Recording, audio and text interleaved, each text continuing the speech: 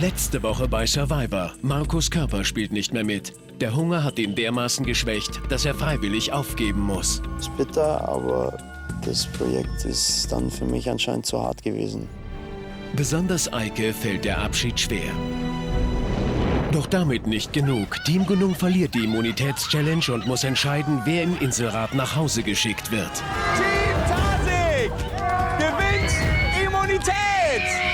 Team Gunung, wir sehen uns wieder vor dem Inselrad.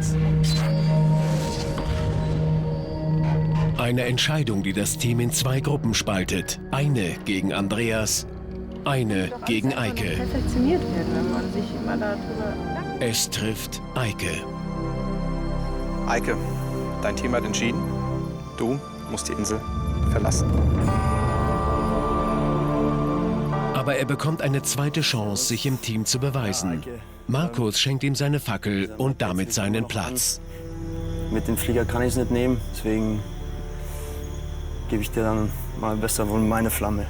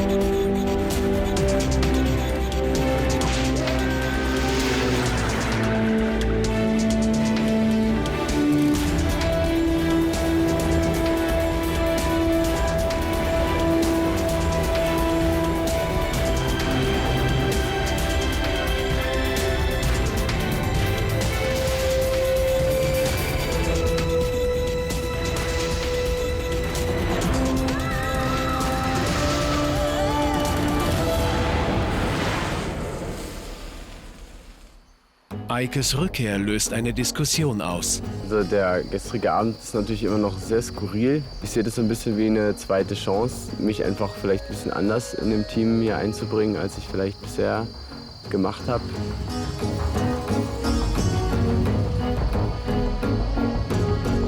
Ich würde gerne einen Vorschlag machen zum Prozedere. Wäre das okay? Ja, natürlich. Ja? Mein Vorschlag wäre, dass jeder von uns eine Redezeit bekommt von circa 5 Minuten. Wir haben keine Uhr, aber so Pi mal Daumen. Und wir danach eine kurze Pause machen, eine halbe Stunde oder eine Stunde. Und dann kann von mir aus jeder mit jedem reden, dann kann man Argumente austauschen. Also dann löst sich die Runde auf. Ne? Wir sind keine Kinder mehr, wir können offen und ehrlich reden.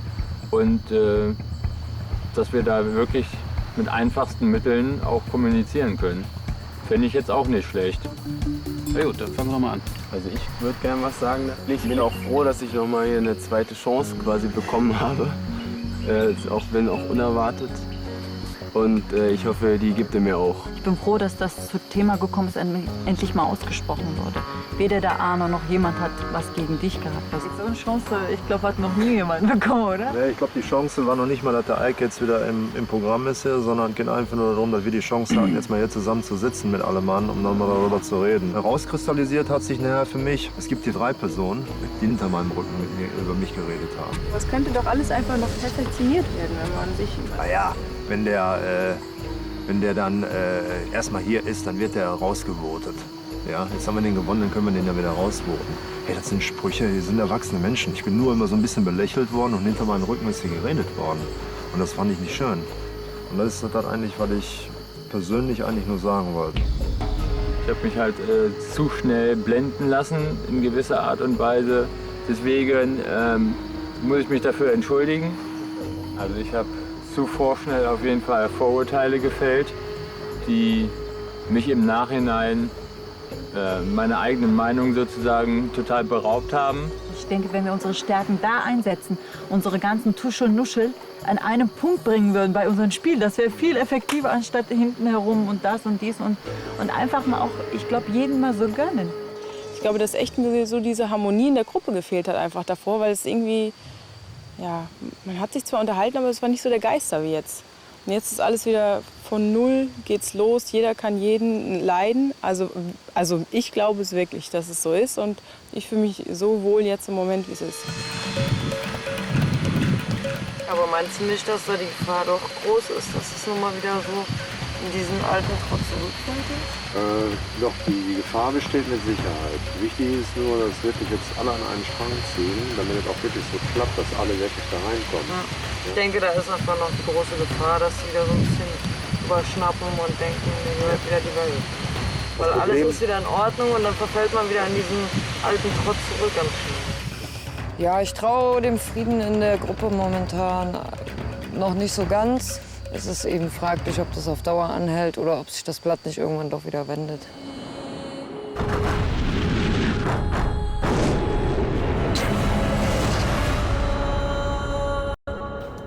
Bei Team Tarsig hat sich Powerfrau Eva verletzt und ist somit geschwächt. Fällt sie bei der nächsten Challenge aus, wird der Sieg für Tarsig schwer.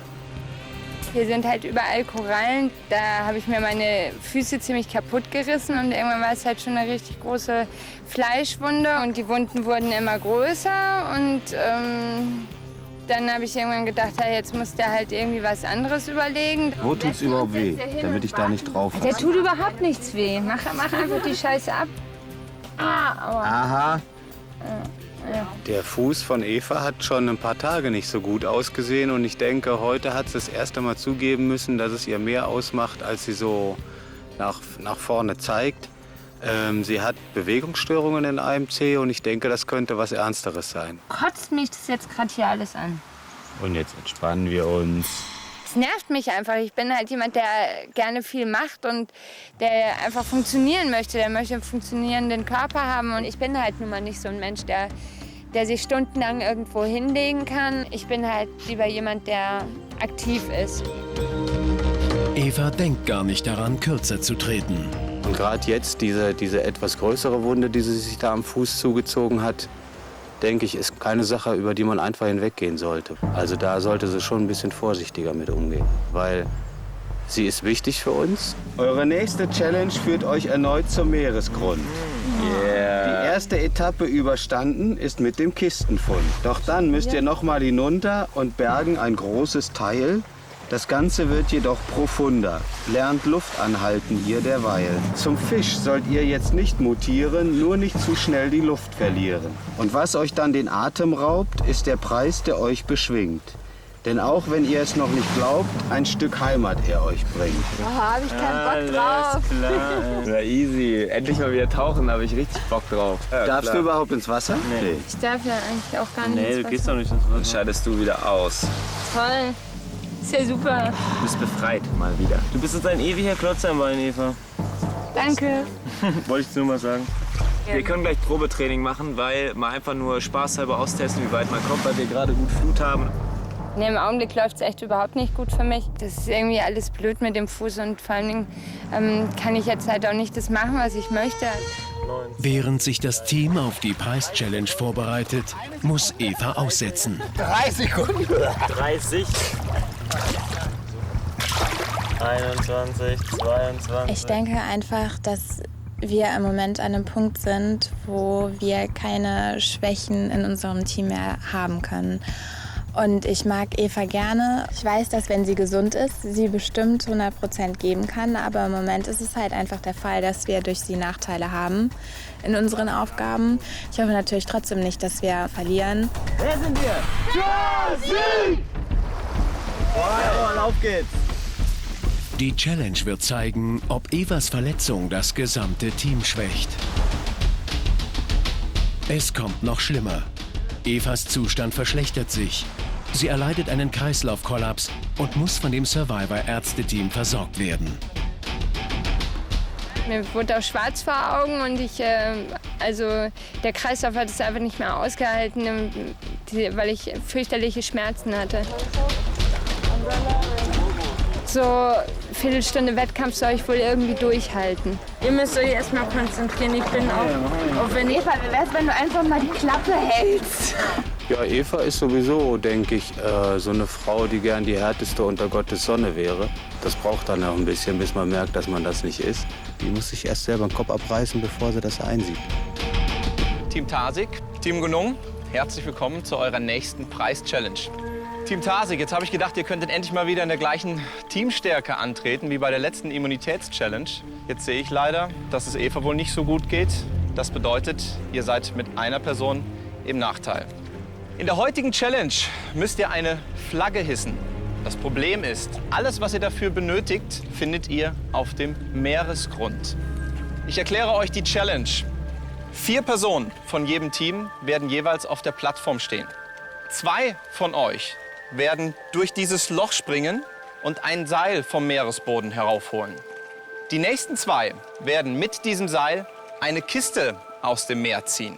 Wiederum die nächsten 2 müssen erneut ins Wasser, tauchen auf den Meeresboden und müssen unter Wasser diesen Mast absägen. Ist euch dies gelungen, bringt den Mast zurück auf die Plattform und stellt ihn auf. Das Team, das als erstes seine Teamflagge hisst, hat diese Challenge gewonnen.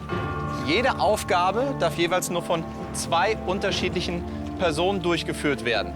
2 werden tauchen nach dem Seil, 2 ziehen die Kiste nach oben und 2 zersägen den Mast. Die anderen dürfen währenddessen nicht eingreifen, nicht helfen. Wollt ihr wissen, was es heute zu gewinnen gibt? Ja. Eure Familien und eure Freunde haben euch nicht vergessen. Und deshalb habe ich hier Grüße von Menschen, die euch lieben.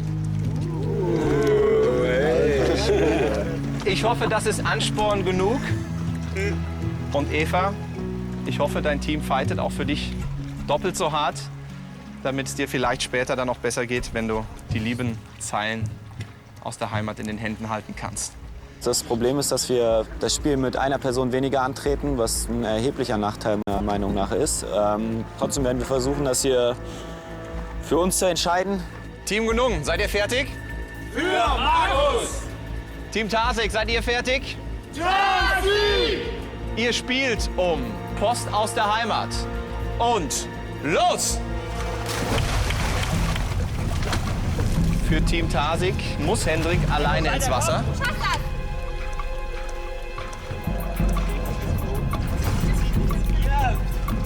Und er war schon erfolgreich.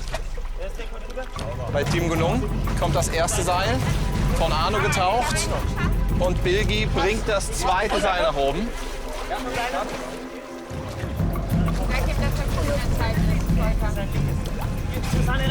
Ja, gut. Und zieht! Jetzt hat Team Tarsig die Seile. Und jetzt die Kiste aus dem Meer. Und mit voller Power. Susanne und Volker. Team Tarsig gleich auf mit Team Gunung. Und die Kiste scheint verdammt schwer zu sein. Stolli und Eike für Team Gunung. Und die beiden Säger sind unterwegs für Team Gunung. Susanne und Volker haben ein Problem für Team Tarsig.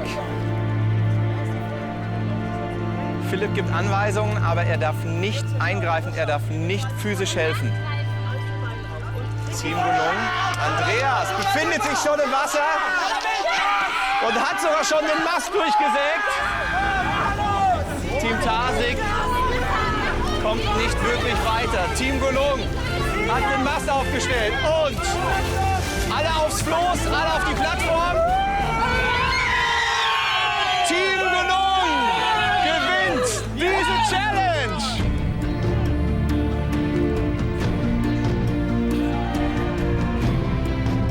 Also das heutige Spiel, was an dieser Challenge, die war absolute Sahne für uns. Wir waren ein richtiges Team heute. Es war ein richtig, richtig geiles Spiel.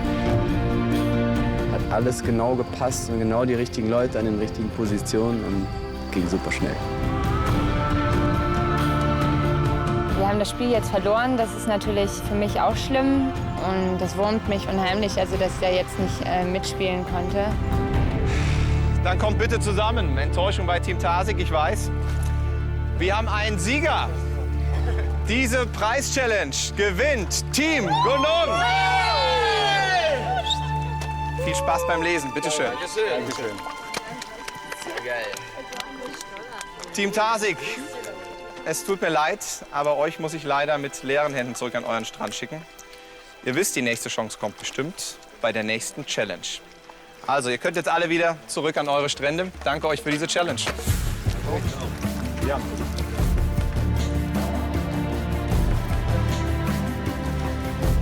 Ein Sieg, der unter die Haut geht. Ein Preis, der Emotionen hervorrufen wird. Grüße aus Deutschland.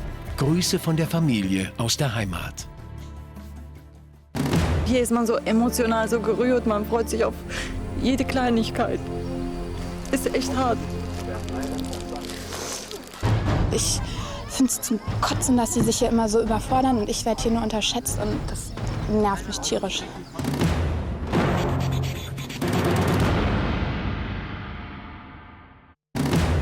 Team Gunung freut sich über den Sieg und über den besonderen Preis.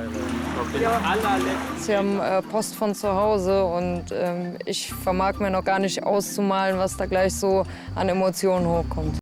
Der große Moment. Einmal für den lieben Eike. Bitteschön. Was ganz Besonderes für den Markus. Und Jasmin. Was soll ich, ja? Und persönlich an den Andreas. Und an die Bill. Das ganze Team ist jetzt irgendwie voll harmonisch geworden und dann kommen jetzt noch dazu so die ganzen Eindrücke von zu Hause. Also es ist super schön einfach gerade. Macht echt Spaß. Oh, wie süß, die haben ja was getan. Geil. SpongeBob. Hier ist man so emotional, so gerührt, man freut sich auf jede Kleinigkeit. Ist echt hart. Auch Andreas ist zutiefst gerührt. Er vermisst seine Frau und seine beiden Töchter. Also ich bin schon ein sehr emotionaler Mensch und das hat mich schon sehr stark berührt. Vor allem, weil ich die Fotos gesehen habe von meiner Frau und meinen Kindern. Das ist schon heftig. Ja, besonders hat mich berührt, dass sie mich natürlich vermissen. Ich vermisse natürlich auch total. Und dass sie mich auch lieben. Und ich liebe meine Familie auch total. Und es ist einfach nur stark. Das hat mir richtig gefallen heute.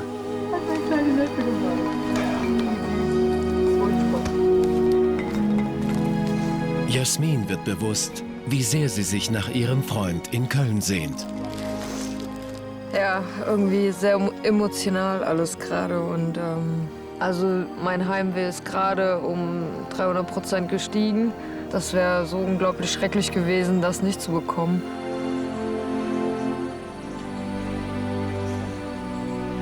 Okay. Okay? Ich habe endlich mal wieder so eine Zusammengehörigkeit gesehen heute in allen Augen und ich glaube, wir sind auf dem richtigen Weg. Also ich kann euch das mal so als Gutachter oder Beobachter sagen. Ihr habt so ein Team wieder ausgemacht. Das sah richtig cool aus. Es war richtig so eine Zusammenarbeit und ein Zusammengehörigkeitsgefühl. Das habt ihr auch ausgestrahlt. Gute Teamwork. Geile Aufteilung. Guck mal, gut, dass ein Zeichen gesetzt worden ist, dass mit Eva die Sache da nicht auf Dauer gut gehen kann. Auf jeden Fall für uns ein Riesenvorteil. Sie hätte doch oben ziehen können. Ich konnte sie nicht hinstellen, weil ihr Kreislauf anscheinend hin war. Achso, ich dachte, der hat am Fuß. Ja, aber jetzt ist er auch noch umgekippt. Ja. Kreislauf. Das war Kreislauf. Ich meine, sie ist eine erwachsene Frau, das muss sie doch vorher wissen. Also da steckt irgendeine Challenge-Allergie. Bewusste oder unbewusste Strategie dahinter. Am Anfang haben die, glaube ich, noch so versucht, so ein bisschen Teamgeist zu spielen. Aber am Ende, da waren die einfach nur noch, die waren zerstreut. Ja. Die waren einfach zerstreut. Das war schon echt klasse. Wir haben heute gleich mit Pauken und Trompeten den Untergang von Team Tasik beschert.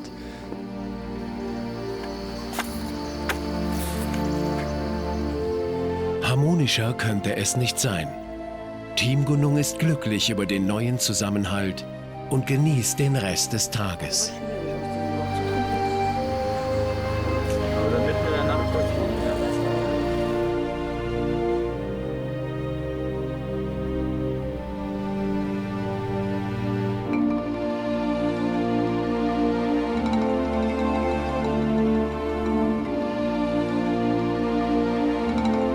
Eva kann's nicht lassen.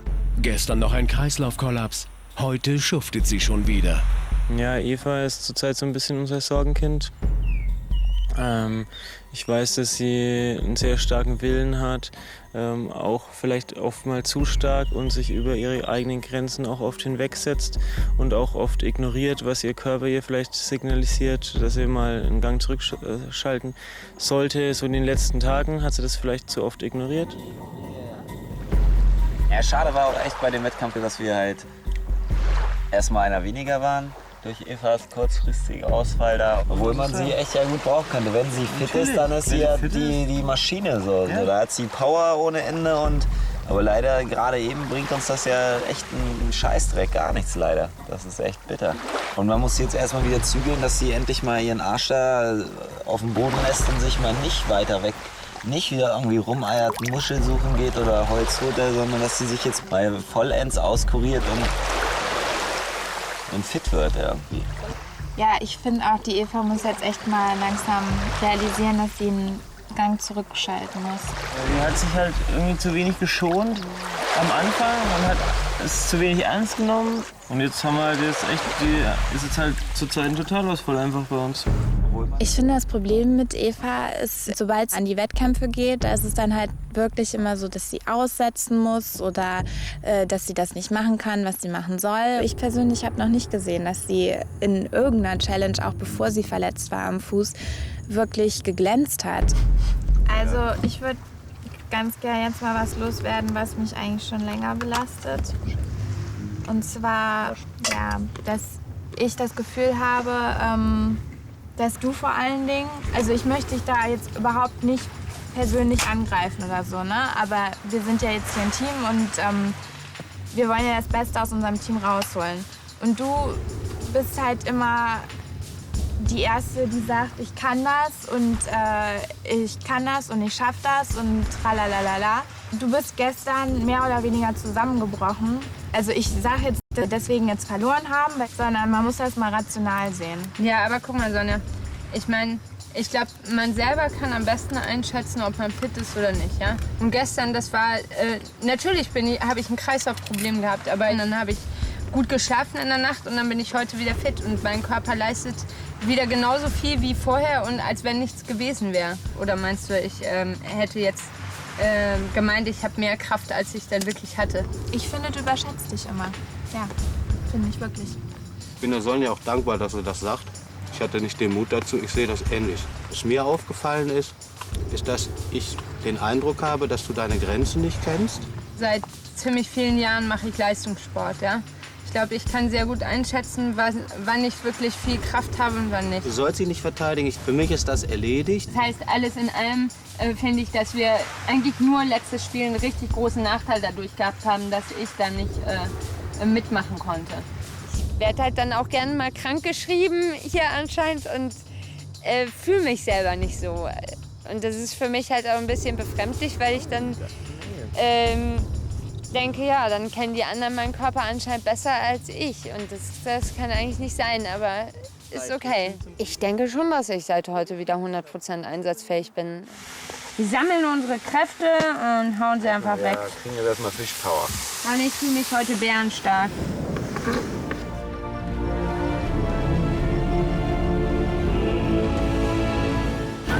Ist Eva wirklich wieder richtig fit?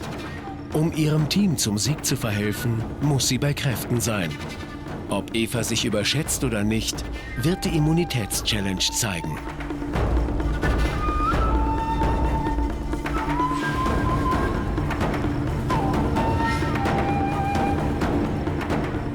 Guten Morgen, Team Gunung. Guten Morgen, Team Tarsig. Herzlich willkommen zu eurer nächsten Immunitätschallenge. Team Tarsig, als erstes bitte das Immunitätssymbol. Danke, Philipp. In der heutigen Challenge geht es mal wieder um Kraft und Teamwork.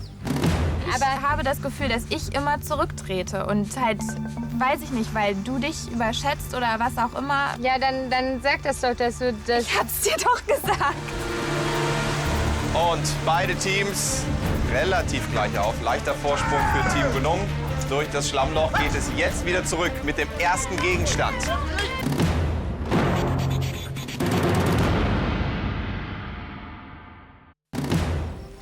In der heutigen Challenge geht es mal wieder um Kraft und Teamwork. Von jedem Team treten 6 an. Diese 6 starten gemeinsam und müssen auf der anderen Seite den ersten Gegenstand holen und ins Ziel bringen. Den zweiten Gegenstand holen nur 5 Teilnehmer, das heißt, eine Person setzt aus. Also mit jeder Runde verringert sich die Anzahl der Teilnehmer. Das Team, dessen letzter Kandidat den letzten Gegenstand über die Ziellinie bringt, gewinnt diese Challenge. Also ein bisschen nervös bin ich natürlich schon, weil so direkt vor dem Spiel und jetzt müssen wir eigentlich die Spielregeln besprechen. Wie ist mit euch? Wie fühlst du dich? Denkst du, du hast mehr Kraft als ich? Ja, du bist meiner Meinung nach krank. Nee, ich bin ja nicht mehr krank. Wir sind jetzt am Überlegen, wer als Erste oder Zweite von uns Frauen rausgeht. Ich würde gerne, wenn mindestens als Zweite oder Dritte erst rausgehen. Aber die Entscheidung ist noch nicht gefallen zwischen uns jetzt. Ne? Eva weiß ich nicht, die möchte gerne richtig durchpowern, aber ich sehe das im Moment heute noch ein bisschen kritisch. Okay, und ich kann, denke ich, eine Menge auch, dann gucken wir, wie es ist, oder? Ja, wir brauchen aber einen, der als Erster und als Zweiter rausgeht. Ne? Ja, dann machen wir das so, wer sich als Erster schlapp fühlt oder was von uns Frauen. Ja? Wir werden alles geben und schauen, was rauskommt. Beide Teams, begebt euch bitte in Startposition. Ihr spielt um Immunität, Schutz vor dem Inselrad und los!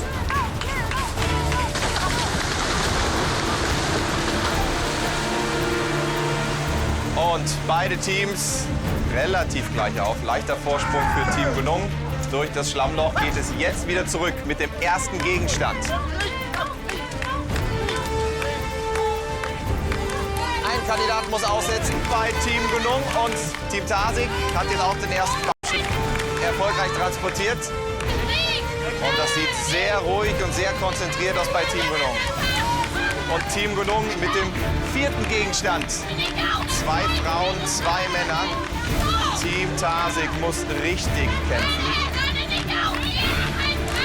Aber Team Tarsig gibt nicht auf, sie fighten. Jetzt 2 weitere Personen für Team Gunung. Andreas und Stolli.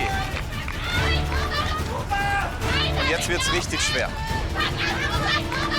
Jetzt gilt es, den Sack zu transportieren. Stolli transportiert den Sack fast ganz alleine. Er trägt ihn auf seinem Rücken. Team Tarsig gibt nicht auf. Der vierte Gegenstand für Team Tarsig. Und schon der vorletzte Gegenstand für Team Gunung. Und Andreas jetzt auf dem letzten Weg.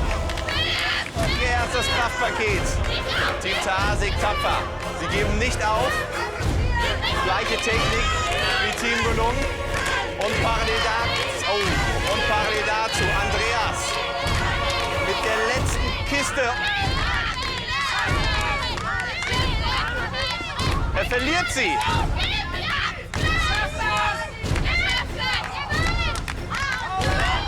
Und die Kiste ist richtig schwer.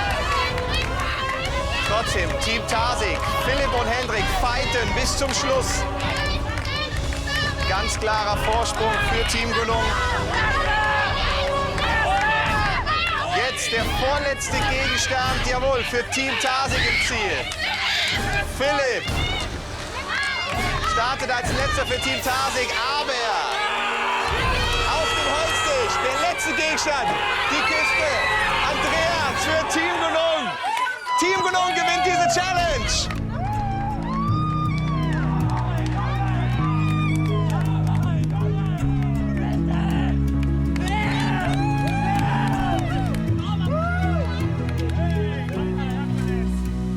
Das einzig Wichtige an der ganzen Geschichte ist nur das, was Tarsig so richtig besorgt haben.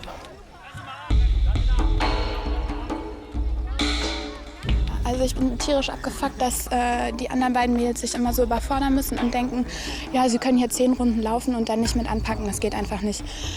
Ich hätte mit Sicherheit mehr als einmal laufen können und wenn ich sage, ich mache das, dann packe ich das Scheißding auch an und dann ist es egal, ob das jetzt noch 10 Meter sind oder 100. Wenn ich sage, ich mache das, dann mache ich das auch. Und ich finde es zum Kotzen, dass sie sich hier immer so überfordern und ich werde hier nur unterschätzt und das nervt mich tierisch.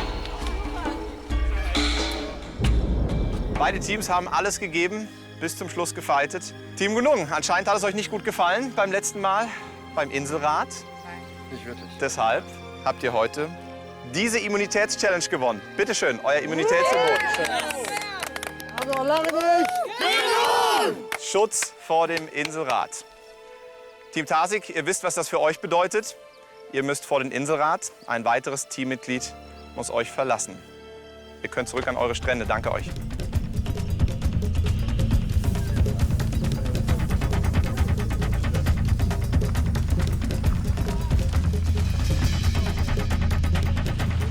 Wieder einmal ist Team Tarsig durch eine Challenge gespalten. Als Sascha uns das Spiel erklärt hat, ist Eva direkt zu Susanne und mir gekommen. Oh ja, das kann ich, das ist 100%ig meins. Ich habe Schnellkraft, ich habe Beinkraft, ich habe Armkraft, ich habe Fingerkraft, ich kann gut denken, ich kann gut puzzeln. Also wirklich, die ist Wonder Woman. Und es nervt mich einfach tierisch, weil die denkt, sie wäre, weiß ich nicht, hier die Oberkämpferin und so. Und das ist sie einfach nicht. Um das jetzt noch mal Revue passieren zu lassen, wie es abgelaufen war, als wir angefangen haben, Taktik zu sprechen, hast du gefragt, Susanne und mich gefragt, wer von uns sich stärker fühlt. Und derjenige, der stärker sich fühlt, der sollte die zweite Runde machen, der andere sollte als erstes rausgehen, dann wärst du rausgegangen, dann wäre Volker rausgegangen. Und das, finde ich, kann einfach nicht sein, wenn du nicht 100%ig in deiner Form bist, dass du sagst, Susanne und ich sollen vor dir rausgehen, weißt du? Ja, dann sag das doch, dass du das... Ich hab's dir doch gesagt. Nee, du denkst, ich hätte halt anderen den Vortritt lassen sollen, weil ich nicht fit gewesen wäre. Weil ich habe das Gefühl, dass ich immer zurücktrete und halt, weiß ich nicht, weil du dich überschätzt oder was auch immer. Aber das habe ich ja nicht. Also Ja, ich aber- glaube, du hättest auch 3 Runden gemacht. Ich glaube, vielleicht wären wir gleich stark gewesen. Nur, dass du jetzt gesagt Oder Sonja hast... wäre stärker gewesen. Ja, hätte auch sein können. Ich habe zu dir gesagt, ich finde, du solltest nur eine Runde machen. Weil Und ich das krank gewesen war und da kann ich Ja, selber aber du bist einschätzen. doch immer noch krank mit deinem Fuß. Wo ist denn der krank? Ich kann damit ja voll arbeiten. Du würdest einbeinig noch die 3. Runde laufen. Das ist das Problem, Eva. Ja, aber... Und würdest dem ich mein- Zweibeinigen erzählen, mit seinen 2 Beine taugen immer noch weniger als dein eines. Nein, Volker, das stimmt nicht. Ich weiß, wie wichtig du bist und ich bin froh, dass du Aber hier ich bist. bin Und ich weiß sofort- auch, dass du uns in den Wettkämpfen helfen kannst. Du kannst uns aber nur helfen, wenn du uns den Eindruck vermittelst, wie deine Leistung ist. Es bringt uns nichts, wenn du uns jedes Mal oder mir jedes Mal sagst, wie stark du in diesem Spiel sein wirst. Ich habe gesagt, ich glaube, ich halte 3 Runden gut durch. Die 3 Runden habe ich auch, würde ich sagen, gut durchgehalten. Ich habe nicht irgendwie geschwächelt innerhalb der 3 Runden. Also um das jetzt alles zusammenzufassen, das Einzige, denke ich, was allen so ein bisschen, was bei allen aneckt, ist, dass egal welche Challenge wir hier und in der Baumpost finden, du als erstes sagst, ja, das ist was für mich, das kann ich. Und wenn du da ein bisschen mehr wartest, bis jeder seine Meinung gesagt hat und es für sich eingeschätzt hat, dass du dann vielleicht sagst, okay, also ich kann mir vorstellen, dass ich da sehr gut geeignet bin oder dass ich die und die Fähigkeiten mitbringe. Nur ein bisschen langsamer. Überschätzt in ihrer Leistung ist Eva nicht. Also sie nimmt sich sehr vieles vor. Sie weiß auch selbst, was sie sich in dem Moment auch zutraut. Evas Fehler war gewesen, sich so durch irgendwelche Arbeiten auszupowern.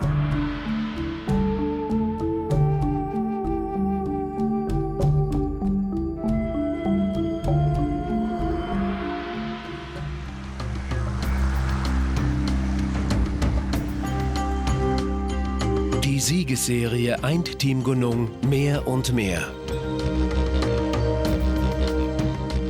Fakt ist einfach, dass wir als Team erstmal sehr geschlossen agieren, weil unser Team sehr stark ist, sehr homogen ist. Jeder spricht mit jedem. Demzufolge bin ich mit der momentanen Situation sehr, sehr zufrieden. Aber das feucht heute Nacht, ne? Oder meine ich Ja, war ein bisschen eklig. Aber ich habe überhaupt nicht dran gedacht, an Kälte.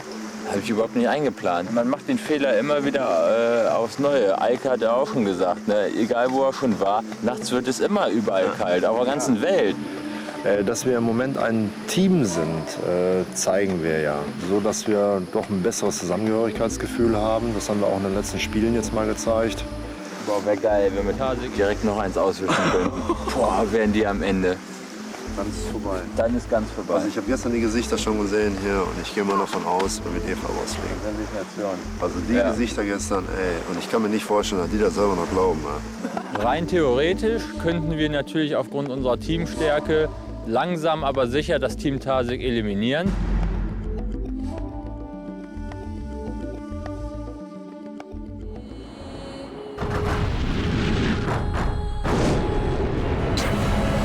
Bei Team Tarsig kristallisieren sich 2 Gruppen heraus. Volker, Sonja und Hendrik gegen Susanne und Eva. Auf welche Seite wird sich Philipp schlagen? Wenn wir zum Inselrad müssen, ich denke mal, ohne Beratschlagen und Bereden geht hier in diesem Team nichts ab. Sodass man immer noch im Hinterkopf hat, na, da musst du aufpassen, dass man dem anderen vielleicht auch nicht mehr trauen kann. Was denkst du, wie das heute sein wird? Man kann das einfach schlecht Ja, beurteilen. man kann das schlecht beurteilen, nur wir müssen ja auch irgendeine Wahl treffen. Ne? Das ist Emotional habe ich es ja auf Sonja abgesehen. Ja, ich auch. Also ich wäre natürlich für Sonja. Die Möglichkeit besteht.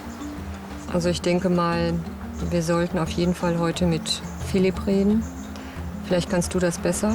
Du hast auch einen guten Draht zu ihm. Ja, das geht schnell. Ich glaube, ich kann da Philipp ganz gut überzeugen. Denn wenn wir da jetzt zu zweit mit ihm reden, dann wissen die anderen sofort, wo der Hase läuft. Und das Ja, sollte klar. nicht jetzt irgendwie durchsickern, denn dann setzen sie sich auch da um so eine Dreierallianz zusammen und beraten. Mal schauen, wie wir es heute Abend machen. Ne? Also ich denke, ich hätte lieber Eva gewählt, aber für mich ist eine vernünftige Mehrheit alle Male besser. Warum, was spricht denn für dich eher dafür, dass Weil ich nicht glaube, dass die runterkommt. Ich hätte sie auch lieber gewählt. Müssen wir bloß einheitlich machen, nicht dass noch wir noch Pech haben. Das meine ich halt auch. Also ich weiß nicht, ich habe halt gedacht so, mir fällt halt immer nur auf, dass Susanne bei den Wettkämpfen schnell sich rauszieht im Sinne von, macht jetzt keinen Sinn mehr, ich gebe jetzt kein Gas mehr. Obwohl Eva eigentlich viel Power hat, so, aber die ist mir irgendwie zu launisch und kann sich nicht am Riemen reißen. Sie ist mir einfach zu hysterisch und hyperaktiv. Ehrlich gesagt nicht böse, aber ist einfach so. Die Frage ist für mich, eine stabile Mehrheit ist fürs Team immer gut. Und wir brauchen eine vierte Stimme. Und kommt die vierte Stimme von Philipp eher für Eva oder eher für Susanne oder geht die ganz woanders hin? Weil 3-3 ist, wäre ja super scheiße. Ich hätte immer noch lieber Susanne drin als Eva, weil ich halt glaube, dass ein bisschen Susanne uns weiterhilft als eine total hibbelige Eva. Aber Philipp ist ja schon das Zugpferd im Inselrad heute Abend.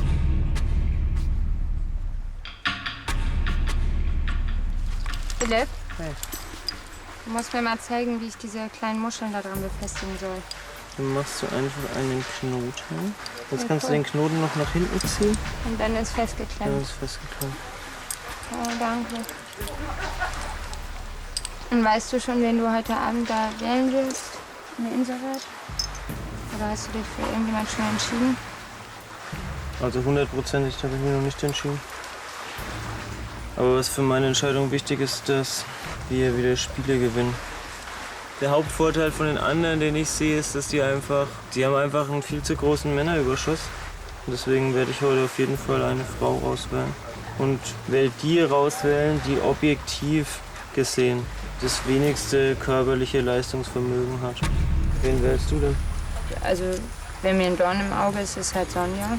Ich finde es ein bisschen komisch, dass sie die ersten 2 Wochen so war und sich auf einmal in der letzten Woche ein bisschen verändern konnte. Auf einmal kann sie sich irgendwie ins Team einbringen und so. Findest du nicht komisch? Sie war vorher eher die lieber gechillt hat, als irgendwas zu tun. Und das hat sich, denke ich, nicht geändert.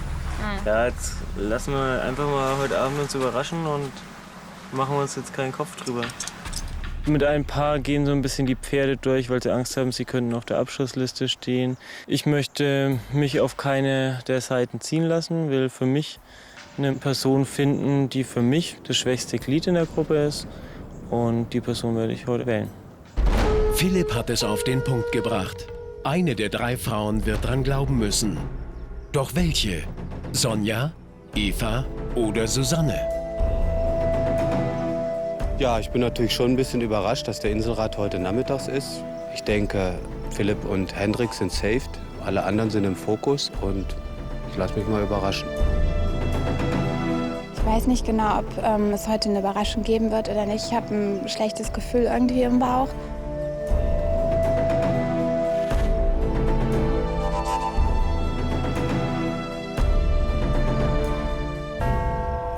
Hallo Team Tarsig, willkommen zu eurem 4. Inselrad. Eva, bei einem Spiel hatte das Team einen echten Nachteil durch dein Aussetzen. Warum solltest du heute nicht rausgewählt werden? Also ich kann natürlich nichts darüber sagen, wie hier die Entscheidung ausfallen wird. Ich selber kann sagen, dass ich also mich wieder gut regeneriert habe und deswegen nicht rausgewählt werden müsste. Sonja, wie gefährdet bist du heute bei diesem Inselrad? Ich weiß nicht, wie gefährdet ich heute bin. Ich denke mal, das werden wir gleich sehen. Absprachen gab es jetzt keine. Vor allen Dingen würde mir ja keiner sagen, ich will dich raus. Also ich bin gespannt. Susanne, was glaubst du? Wie denken die anderen über dich? Das ist immer schwer zu sagen. Man versucht, sich in das Team einzubringen, soweit es geht. Und man gibt natürlich immer sein Bestes. Wie die anderen mich jetzt so genau sehen, das weiß ich nicht so zu beurteilen. Bevor ihr jetzt eure Stimmen abgebt, denkt daran, ihr müsst noch gemeinsam bis zur Teamzusammenführung kommen. Sonja, du beginnst.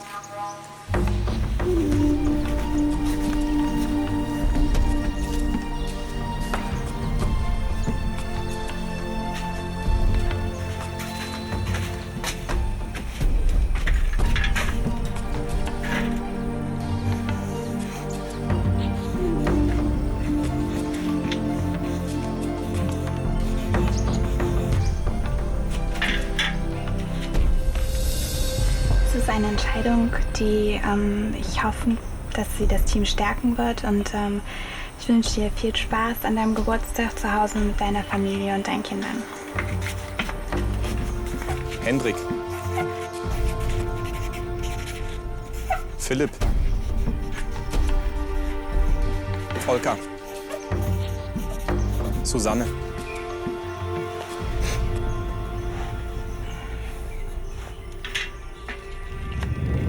Ich will Sonja, weil sie nervt.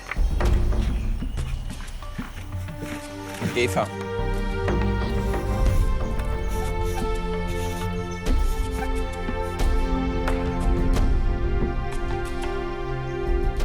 Dann hole ich jetzt eure Stimmen.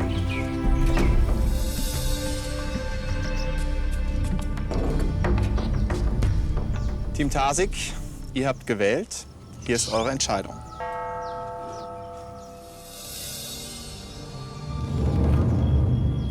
Susanne. Sonja. Jeweils eine Stimme für Sonja und Susanne. Susanne. 2 Stimmen Susanne, 1 Stimme Sonja. Susanne. 3 Stimmen Susanne, 1 Stimme Sonja. Susanne, das bedeutet, wenn jetzt auf diesem Zettel Sonja steht, hast du noch die Chance auf ein Unentschieden. Steht ein anderer Name oder sogar dein Name drauf, musst du die Insel verlassen. Susanne.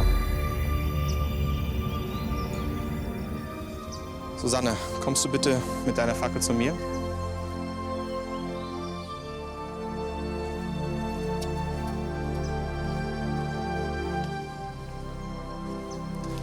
Susanne, dein Team hat entschieden, du musst die Insel verlassen. Hast du zum Abschied noch was bekommen, habe ich gerade gesehen? Ja, eine schöne Muschel und ich wünsche euch viel Glück. Macht's gut, wir sehen uns. Ciao. Ciao.